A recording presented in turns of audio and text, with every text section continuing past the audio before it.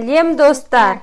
Бүгін біз Данамен тағы да сіздерге нейрогимнастика және миды дамытатын лабиринттерді шешумен бөлісеміз. Әрбір сабақтың алдында біз лабиринт шешеміз және әрбір сабақтан кейін бір мәтінді күрделі тапсырмадан кейін міндетті түрде лабиринттерді шешіп отырамыз. Ол кезде біздің миымызда белгілі жеңіс гормондары бөлінеді, бізге қуаныш гормондары бөлінеді. Баланың сабаққа деген бағаға емес, нақты сабаққа қызығушылығы артады. Сондықтан біз өзіміздің сабағымыздың арасында көптеген лабиринттерді қолданамыз. Маған сабаққа келетін кіші балалар лабиринтпен жұмыс істеуді өте қатты жақсы көреді.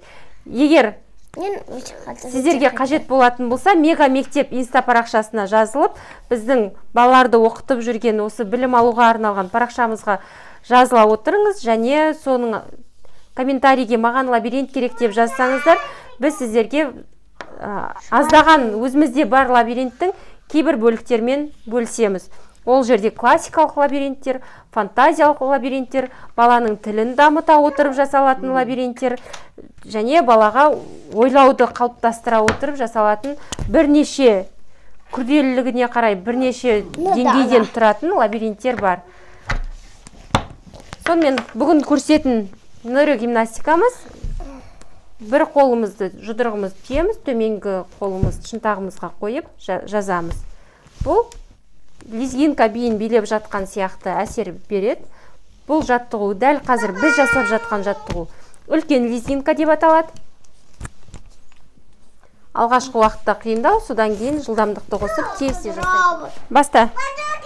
Лабиринт жасаған кезде балада бақыт гормондары лабиринтті табады, азап ойланады, бақыт гормондары бөлінеді. Сабақтың арасында оқу кезінде туындаған оқу қиын, оқу стресс деген сияқты установкалар бұзылады. Сондықтан міндетті түрде сабақтың үстінде лабиринтті бергендеріңіз жөн.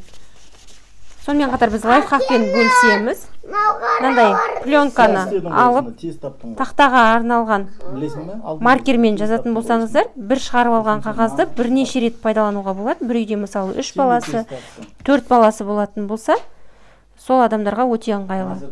Лабиринтті жасаған кезде міндетті түрде уақыт берсеңіздер, бала өздігінен тез-тез жасауға машықтанады. Осымен біздің бүгінге бөлісетініміз аяқталды.